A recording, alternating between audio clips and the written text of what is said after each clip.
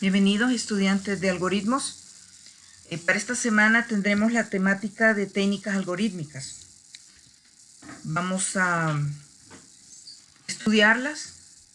Van a ver que hay varias técnicas algorítmicas en realidad, pero pues vamos a ir utilizando pues las que se adecúan a nuestra temática de contenidos que dicta la universidad. Bien, vamos a comenzar enunciando lo que es un pseudocódigo. Simplemente pues el pseudocódigo o un pseudolenguaje van a ser aquellas instrucciones escritas en nuestro lenguaje natural. Pero ¿cuál es nuestro lenguaje natural?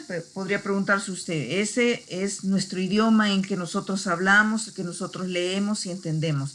Es decir, pues para nuestro caso el español, para otras personas pues sería el inglés y así sucesivamente para cada lenguaje pues que hable ciertas poblaciones del mundo. Además, pues aquí encontramos o vamos a utilizar las expresiones que van a representar cada uno de esos pasos que van a ir a resolver entonces el problema que nos han planteado, o sea, el algoritmo. Pero acá es de notar que no nos vamos a confundir entre lo que es un algoritmo y lo que es un pseudocódigo. Tenemos ya de sesiones anteriores el concepto de lo que es el algoritmo. Pues entonces el algoritmo no va a ser nada más que aquella secuencia de pasos o el método que nosotros vamos a establecer para resolver un determinado problema. ¿Y cuál es la diferencia o en qué incide esa importancia con el pseudocódigo? El pseudocódigo pues va a ser esa misma descripción de pasos para resolver un problema, pero ahora lo vamos a expresar de una forma narrativa, es decir, vamos a ir incluyendo palabras que van a describir cada uno de esos pasos, pero ya va a estar expresado en nuestro lenguaje natural. Y así es como lo vamos a diferenciar. Entonces vea que acá tenemos también hablando del pseudocódigo que va a hacer esa representación de forma narrativa de esos pasos que vamos a seguir en el algoritmo, ¿verdad? Para solucionar entonces un problema y cómo vamos a utilizar entonces esas palabras que van a indicar ese proceso. Nos encontramos ahora ante una técnica no gráfica, es decir, no hay esquemas, sino que es texto. Generalmente nosotros lo expresamos en media página, digamos, de lo que vamos a escribir. Tenemos acá un pequeño esquema breve donde vemos qué es lo que quiero hacer, o sea, darle la solución a un determinado problema. ¿Qué es lo que voy a hacer? Entonces, un siguiente paso sería que escribo el pseudocódigo, ¿sí? Sería esa solución en esas palabras del lenguaje natural que van a presentar alternativas, ¿verdad?, para solventar el problema. Y un siguiente paso podría ser que escriba el programa en mi lenguaje de programación. Es decir, que el pseudocódigo es la base para que posteriormente en el siguiente paso nosotros traslademos esas instrucciones del pseudocódigo a instrucciones ya propias de cualquier lenguaje de programación. Entonces acá es donde hacemos notar lo que ya le había explicado anteriormente, que esta asignatura es bien importante porque entonces usted aprende las técnicas de programación y en las materias sucesivas propias para estudiar cada uno de los lenguajes de programación simplemente lo traslada a esa sintaxis de todos los otros programas o lenguajes de programación. Veamos acá. ¿Cuál es la forma entonces de escribir el pseudocódigo? O sea, hay una secuencia, ¿verdad?, que nosotros debemos de seguir. En primer lugar, tenemos que escribir la palabra pseudocódigo seguido de 2 puntos y luego vamos a ponerle un nombre. Es decir, así como nombrábamos el algoritmo, pues entonces ahora vamos a nombrar el pseudocódigo. Le ponemos un nombre y ese nombre va a describir de forma breve y general el problema que vamos a resolver. Luego, en segundo paso, nosotros le colocamos o evidenciamos a ver si hay estructuras para colocarlas en esa sección. Si no hay, entonces pasamos al siguiente nivel, por decirlo así, para ir escribiendo nuestro pseudocódigo. En el tercer paso, entonces, encontraríamos la parte de las funciones o módulos y ahí los describiríamos. Pero si no hay, entonces hacemos caso omiso y pasamos al siguiente, donde sería el espacio para detallar las constantes si las hubieren dentro de la solución que vamos a plantear. Si no hay, entonces pasamos a la siguiente, que sería nuestra área de declaración de variables. Y aquí, pues, en esta sección vamos a poner aquellas que nosotros, pues, consideremos las necesarias para utilizarla en el pseudocódigo y trabajar, entonces, nuestra solución. Si no hay, pues, entonces, se omiten, ¿verdad? Pero, lo general, pues, tendríamos que tener al menos una variable, ¿no? En el sexto paso, pues, tendríamos que hay un orden para colocar las instrucciones que el pseudocódigo va a ejecutar. Toda la parte anterior podría decirse que sería como un encabezado, ¿sí? Ahora llevamos al cuerpo del pseudocódigo. Entonces acá entramos a que la primera instrucción sería la palabra inicio. Recuérdese, siempre debemos colocar palabra reservada inicio cuando comencemos y la segunda palabra que vamos a utilizar siempre reservada va a ser la de finalización cuando hayamos terminado. Entonces, entre la palabra inicio a fin, vamos a colocar todo el bloque de instrucciones que van a dar la solución a nuestro problema.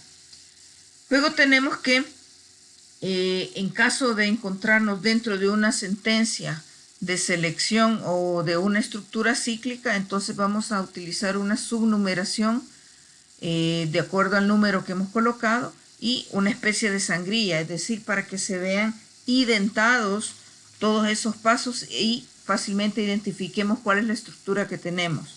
Ya lo vamos a ver en algunos ejemplos. Luego también tenemos que indicar también el final de la estructura de selección, es decir, si he aperturado en el paso anterior, en la estructura de selección, por ejemplo, la de sí, entonces al final tengo que colocar un en sí o un fin sí para esta estructura que utilicé, es decir, abro y cierro cada una de ellas. Luego, vea que tenemos acá cómo sería la estructura del pseudocódigo. Esto se lo voy a subir aparte en otro documento en el salón virtual para que lo tengan a mano siempre cuando ustedes se dispongan a elaborar o a diseñar un pseudocódigo. Entonces acá está más o menos en este esquema lo que describimos en los párrafos anteriores. Vea, tenemos pseudocódigo, dos puntos, el nombre del pseudocódigo. Para este ejemplo específicamente vamos a hacerlo solo por rellenar la mayoría de los espacios y por ende entonces este pseudocódigo no hace nada, no tiene ninguna finalidad, ninguna funcionalidad, solamente es para completar los espacios. Entonces lo hemos nombrado pseudocódigo no hace nada. Vea, este es el rótulo o el encabezado del pseudocódigo. Luego va nuestra área de definición de funciones. Acá coloco la palabra funciones, dos puntos, y describo a continuación cada una de ellas. Para el caso, pues se está poniendo F1, ¿verdad? Recibe en var1 un entero en una breve descripción. Si lo hubiere, si no lo hubiere, entonces esto de funciones no se pone y pasamos a la siguiente fase, que sería la de la declaración de las estructuras. Igual, si existieren, entonces ponemos estructura, dos puntos, y empezamos a identificar y a describir cada una. E1, por ejemplo, dice con los campos, campo 1 es de tipo entero, declarada como una variable de trabajo, campo 2 de tipo entero y declarado como un acumulador. Esta parte de trabajo acumulador no es necesario que se ponga.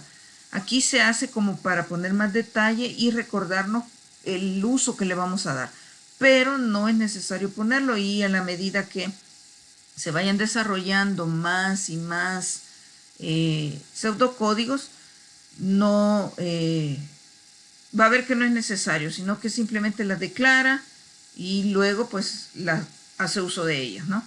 Esta parte entonces es el área de definición de estructuras. Si no las hubiere, pasamos a la siguiente, que sería nuestra área de definición de constantes. Colocamos entonces constantes, dos puntos, y empezamos a definirlas cada uno. Para este ejemplo simplemente se ha puesto const 1, pero acá iría un nombre. Por ejemplo, si queremos declarar pi, ponemos pi y aquí, ¿verdad? Ya el tipo que sería real y pues ya sabemos el valor en cual está inicializado, ¿verdad? Que es 3.15 16, ¿verdad? 1416. Estamos. Entonces, luego tenemos nuestra área de definición de variables. Si no hay constantes, pasamos aquí a variables. Y aquí sí definimos, acuérdense que tenemos que utilizar los identificadores, ¿verdad? De los cuales entonces nosotros colocamos un nombre aproximado a lo que va a contener.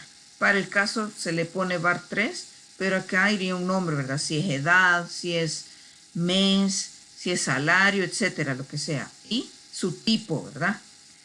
Acá, como les decía en el ejemplo, declaran en qué lo va a utilizar, pero pues no es necesaria esta parte.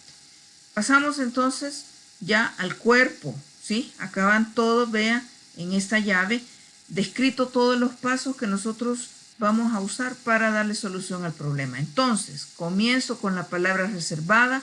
Paso número 1, inicio. Paso número 2, escribir, dame un número. ¿Ve? Esto es lenguaje natural. Escribir, leer, sumar. Esos son verbos o acciones que define el lenguaje natural, porque es como nosotros entendemos y hablamos. Vaya, entonces decimos, escribir, dame un número. Como va a ser texto, lo que voy a poner se pone entre comillas dobles. Paso número 3, leer var3. O sea, en var3 se ha capturado el número que se ingresa aquí. Pero no pusimos acá que lo guardara ahí, ¿no? Pero se sobreentiende. Acuérdense que este es un borrador. El pseudocódigo es un borrador de cómo sería nuestro programa, ¿sí? Entonces, no necesito así tanto detalle, ¿verdad? Pero sí que se vea los procesos para llegar a la solución. Paso número 4, ocupo la estructura condicional. Si var3 es igual a 10, entonces, vea, subnumeración del paso número 4 sería 4.1, escribir hola. Como es texto, va entre comillas dobles. Si no, la otra instrucción 4.2, escribir adiós. Fin sí. Entonces aquí se ve, se abre sí, luego está la cláusula si no, y luego el fin sí. Estamos. Entonces, esta estructura consta de la condicional, ¿verdad? Si pongo el término que voy a evaluar, entonces, esto es palabra reservada también, que va dentro de la misma estructura. La acción número 1, si no, esto es palabra reservada. La acción número 2, fin sí, para cerrar este lazo. Luego, paso número 5 sería escribir gracias. Escribir está en lenguaje natural. Y luego, paso número 6, coloco palabra reservada, fin, para señalar entonces que ha concluido la escritura del pseudocódigo. ¿Estamos? Entonces, esta estructura es la que debe de seguirse. Pasamos a cuáles serían esas palabras que se colocan en la sección de los pasos, ¿sí? Que hemos puesto. Me voy a regresar acá, donde está toda esta llave, ahí, para que definamos entonces cuáles serían algunas de esas palabras en nuestro lenguaje natural que me van a ayudar a solventar las problemáticas. Sería inicio, fin, que indica entonces obviamente el comienzo y el término del algoritmo. Luego, escribir, que muestra entonces los mensajes e información en el monitor. Es decir, puedo usar escribir para solicitar algún dato, como también puedo mandar a escribir una respuesta que se ve simplemente en el monitor. Luego, imprimir, con él entonces imprimo datos o mensajes, ¿verdad? También enviados ya sea a la impresora o al monitor. Leer, que almacena entonces un dato que es capturado desde el teclado en una variable o X variable que definamos.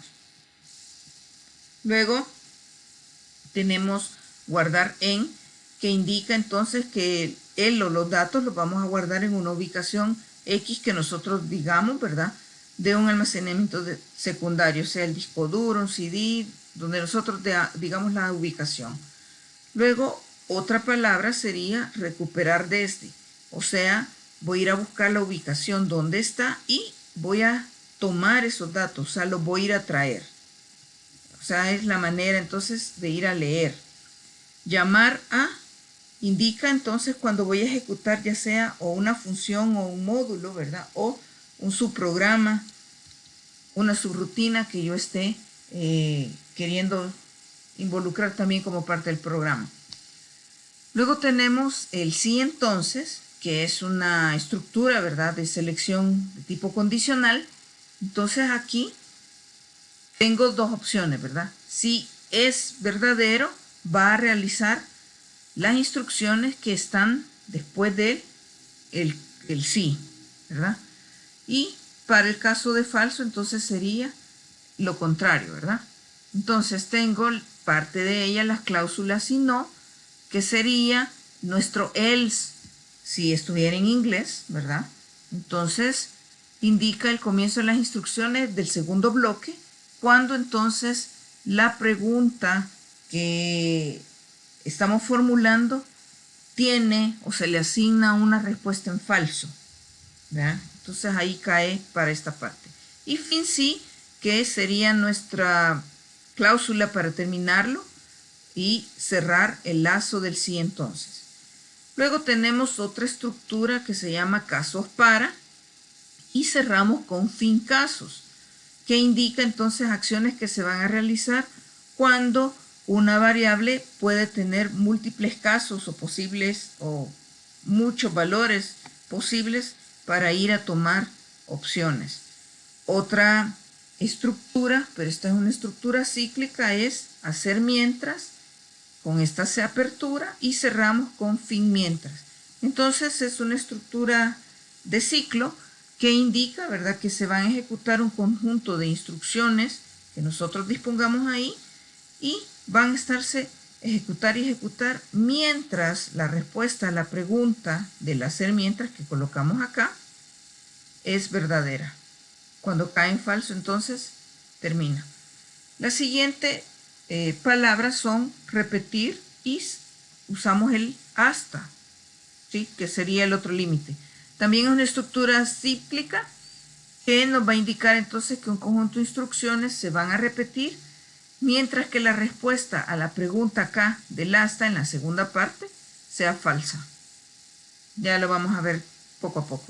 Luego otra estructura es hacer para, hasta, y se cierra con fin para, ¿verdad? Entonces también es cíclica y va a indicar entonces el número exacto de veces en que el conjunto de instrucciones que hemos colocado ahí se van a estar repitiendo.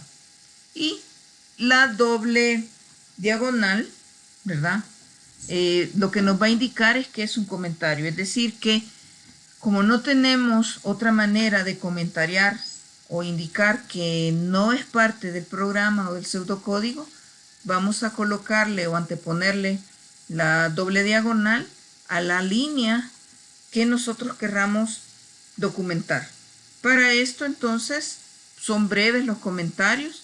En un principio pues es valedero colocarlos, pero mientras vamos avanzando y tomando experiencia ya no es necesario colocarlas porque ya sabemos qué es lo que vamos a tener en cada una de las variables, en qué momento entramos a los lazos, en qué momento encontramos las respuestas, etcétera, ¿verdad? Así que no es necesario colocarlo siempre. Luego pasamos a ver cuáles serían las ventajas de utilizar pseudocódigo, que son varias.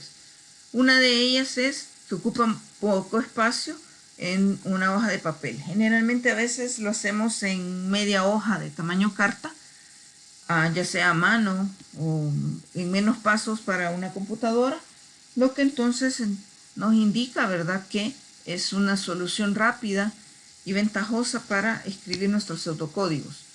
Otra ventaja sería que permite representar de una forma fácil varias operaciones de tipo repetitivo que sean consideradas complejas. Otra también es que es más fácil pasar de pseudocódigo a un programa o en un lenguaje específico que estamos trabajando y simplemente vamos pasando línea a línea de nuestro pseudocódigo a la sintaxis correspondiente del lenguaje de programación. Luego otra sería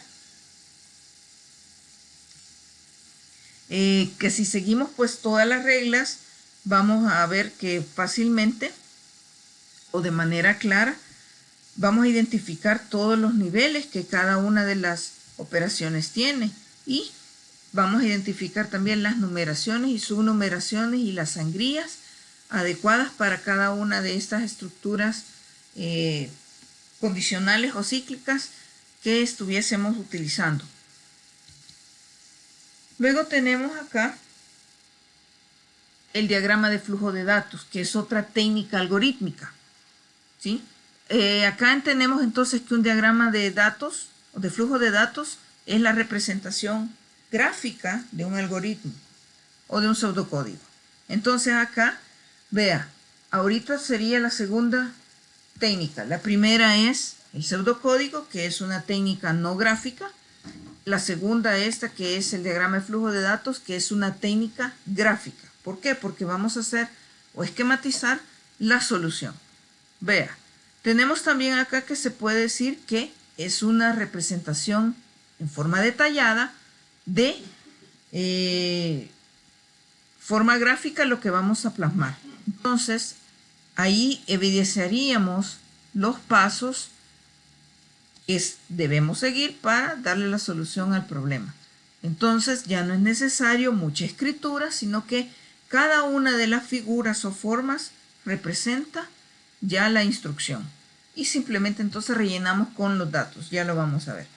Luego dice que esta representación gráfica se da entonces cuando varios símbolos que indican pues diferentes procesos para la computadora se van a relacionar entre sí a través de líneas que van a indicar entonces ese orden del flujo o de las instrucciones que se van a ejecutar. Entonces, tenemos para ello una simbología. Más o menos acá les he colocado cuáles son el nombre correcto de cada uno de estos símbolos y una breve descripción de lo que hace. Por ejemplo, tenemos este símbolo que se llama terminador y con él entonces se apertura y se cierra un diagrama de flujo de datos. Es decir, que acá voy a poner la palabra reservada inicio en su interior, como también voy a poner la palabra reservada fin cuando ya haya terminado todo. Luego tengo el rectángulo que simboliza entonces los procesos y acá se va a poner las instrucciones que nosotros queremos que se ejecute. ¿Sí? Si quiero hacer un cálculo, aquí voy a poner qué es lo que quiero calcular, o sea, las fórmulas. Luego acá tengo el paralelogramo, que significa los datos.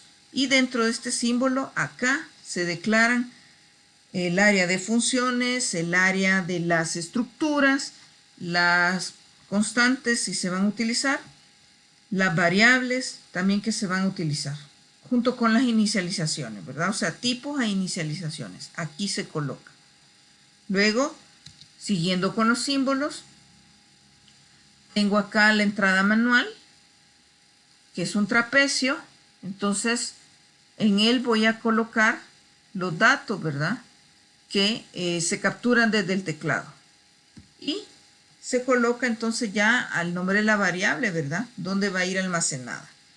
Luego esta otra figura significa la pantalla.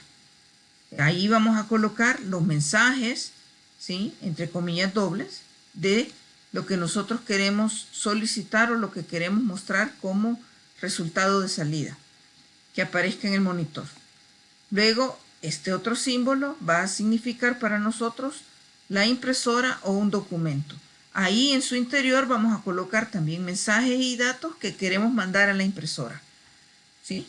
Porque esta es una forma gráfica, o sea, no estamos corriendo ningún programa, ningún tipo de programa o subprograma, ¿verdad? Sino que es escrito todo. Luego tenemos acá este cilindro, que significa entonces el almacenamiento. Ahí vamos a ir a indicar todos los datos que queremos guardar. Generalmente entonces es un dispositivo de almacenamiento secundario, como sería el disco duro, el disquete, un CD, una memoria, etcétera. Ahí vamos a indicarlo. Continuando con los símbolos, tenemos acá los datos almacenados. O sea que están ya guardados en cualquiera de los dispositivos y pedimos entonces que se nos muestre, ¿verdad?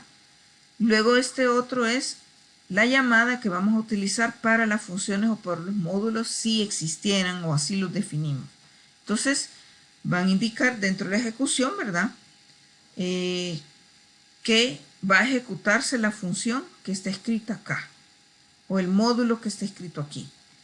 Luego tenemos este círculo que lo vamos a identificar con un conector en la misma página. Es decir, cuando venimos diseñando nuestro DFD y no cabe dentro de la página que lo estamos haciendo, utilizamos este símbolo para hacer un conector al lado derecho o izquierdo, generalmente al derecho, siempre en la misma página, ¿sí? Y evitar pues entonces malos entendidos o que interpretemos mal nuestro diagrama de flujo de datos. Luego el otro conector, este es el llamado conector con otra página, es decir, como no me cabe tampoco en una sola página, paso a utilizar otra página, pero indico en una numeración acá a cuál es la otra página que voy a pasar para efectos de documentación. Y luego están estos últimos símbolos, por ejemplo, el rombo, que implica pues una decisión o una pregunta generalmente, y ahí pues tomamos o definimos caminos, es decir, a seguir a otras instrucciones, ¿verdad? Para buscar el resultado más óptimo. Y también tenemos las flechas en estos sentidos, que son entonces las que nos van a indicar ese camino o el flujo de la información o de los datos que van a ir pasando por todo nuestro diagrama hasta llegar al final y tener entonces algún resultado. Obviamente entonces tenemos reglas para diseñar un buen DFD, o sea, un buen diagrama de flujo de datos, para evitar pues que quede mal diseñado, que no se entienda, que se interpreten otras cosas. Entonces tenemos acá que al no haber un símbolo para colocar un encabezado, como lo hemos puesto en el pseudocódigo, ¿verdad? Tiene un encabezado. Utilizamos entonces las dos diagonales para indicar a manera de comentario el nombre de nuestro diagrama de flujo de datos. También debemos comenzar, ¿verdad?, nuestro algoritmo o nuestro diagrama de flujo de datos con el símbolo de inicio que va con un terminador, ¿verdad? Y de igual forma el símbolo del terminador para colocar el fin y que quede encerrado entre esos dos símbolos todo nuestro flujo, ¿verdad?, que hemos diseñado. También tenemos que, después de colocar el símbolo de inicio, vamos a colocar todas las funciones, módulos, estructuras, las variables, las constantes que vamos a definir en el símbolo de datos. Ya lo habíamos puesto ahí pues en nuestro cuadro, ¿verdad? Entonces, uno a uno tiene que irse tomando en cuenta para tener un buen diseño de nuestro diagrama de flujo de datos. Adicional tenemos que todas las líneas que conectan a dos símbolos deben tener una punta de flecha, es decir, la línea debe de salir desde la figura anterior hacia la figura siguiente y terminar toda la línea que tope al borde de la siguiente figura. En ese punto entonces hacemos una flecha, ¿verdad?, para indicar la dirección del flujo.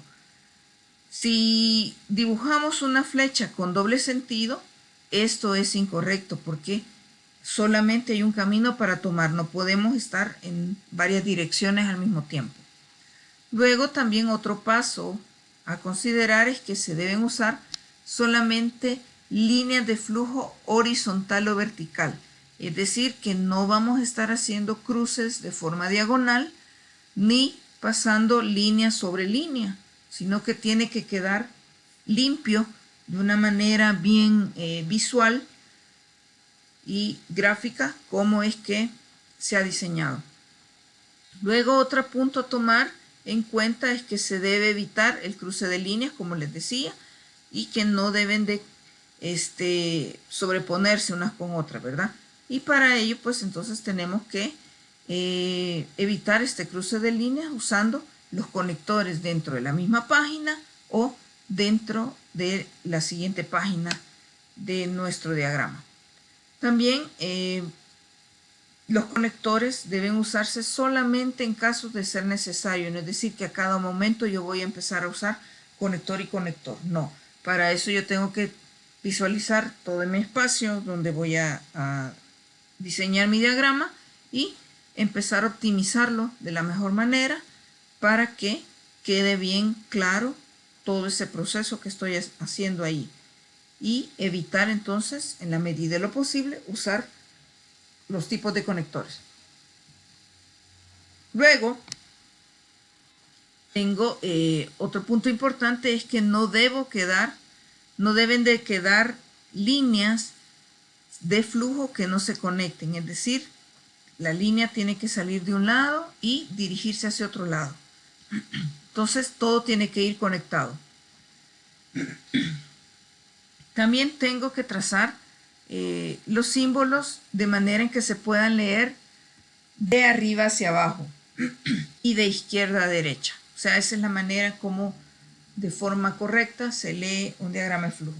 De arriba hacia abajo y de izquierda a derecha. Luego tenemos que todo texto que va escrito dentro de cada símbolo debe ser escrito de forma clara, ¿verdad? Evitando el uso de muchas palabras. ¿Por qué? Porque ya el símbolo nos da a entender una acción. Entonces simplemente llenamos con las palabras necesarias. Otro punto a tomar en cuenta es que cuando usamos una decisión debemos de indicar los caminos posibles que van a bifurcar de ahí. Y colocamos entonces los nombres, ¿verdad? En el caso, pues, cuándo es falso y cuándo es verdadero, y para dónde va el falso y para dónde va el verdadero, ¿verdad? Entonces, es así como lo vamos diseñando. Ahora estamos viendo un breve ejemplo de cómo debe hacerse un diagrama de flujo de datos. Vea, aquí en la parte izquierda lo que he colocado es una imagen que tiene tanto el pseudocódigo, o sea, algunos pasos del pseudocódigo, como el flujograma o el diagrama de flujo de datos. Entonces, begin es inicio, ¿verdad? Y en es finalización. Leer, usted pone aquí qué es lo que va a leer y de dónde, ¿verdad? Luego acción 1, acción 2 y así sucesivamente hasta llegar a una acción n finita, ¿verdad? Luego se imprime el resultado, ¿verdad? Obviamente, y termina. Entonces, para nuestro diagrama de flujo de datos hay una figura que hace cada una de las instrucciones que yo coloco acá, se traslada o se transforma en una figura para mi diagrama de flujo. Entonces es una a una cómo la voy haciendo, ¿sí? Aquí tengo, ¿ve? La acción 1, la acción 2, acción n, ¿sí? Y continúa nuestro diagrama. Vea lo que les decía con respecto a las flechas. Sale de una figura, llega hasta la siguiente, no se deja ningún espacio, es decir, la flecha desde que inicia acá hasta que termina justo en el borde de la siguiente. Ahí va colocada, ¿ve? No es que empiezo a dibujar acá y me quedo a medio camino. Tiene que salir de una y llegar hacia la siguiente. Si no, es como que nuestro flujo se perdiera, ¿verdad? Y se queda en el camino. Y no debe de ser así. Luego acá tenemos ya la imagen de un ejemplo ya realizado. Un poquito más a detalle. Vea, acá está cómo con un comentario se pone un nombre al diagrama de flujo de datos. que obviamente sería el mismo nombre del pseudocódigo para el cual entonces se diseñó este diagrama de flujo de datos. Entonces pongo las dos diagonales, diagrama de flujo que evalúa la edad. El terminador para empezar y pongo mi palabra inicio. Luego acá nuestra declaración de datos, ¿ve? Esto es una variable. En otros casos y otros autores aquí se pone var, ¿verdad? O si voy a poner las constantes pongo const aquí, ¿sí? Para el caso entonces esta es una variable llamada edad y declarada su tipo entero. Luego entonces acá voy a poner que se muestre en pantalla un texto, ¿ve? ¿Cuántos años tienes? Esa es una pregunta, ¿sí? Luego paso al siguiente y leo de teclado lo que digitó, que obviamente serían los números mostrando la edad, y se almacena en la variable llamada edad. Entonces no es necesario que yo diga que lo capture de teclado. ¿Por qué? Porque esta figura decía ya en nuestro cuadro donde están todos los símbolos que eso es lo que hace, captura de teclado lo que se digita y se almacena en una variable. Entonces solamente pongo el nombre de la variable donde va a estar guardado, que ya está definida aquí. O sea, tengo que definir desde un principio todas las variables y no ir improvisando en el camino. Eso no se debe de hacer. Luego, ¿qué pasa? Llego dentro de mi flujo de datos hacia una decisión, hacia una pregunta. Entonces aquí pregunto, ¿ve? Se entendería, ¿verdad? Si la edad entonces es menor que 50, ¿50 qué? 50 años, ¿verdad? Si eso es verdadero, se va a venir para acá, de este lado, del lado derecho, indico sobre el flujo cuál es la opción que ha tomado, que sería verdadero. Si es verdadero, entonces voy a escribir un mensaje que se muestra en pantalla que me va a indicar las palabras eres joven. Luego entonces va a venir para acá a terminar todos estos procesos con la palabra fin dentro del terminador, ¿sí?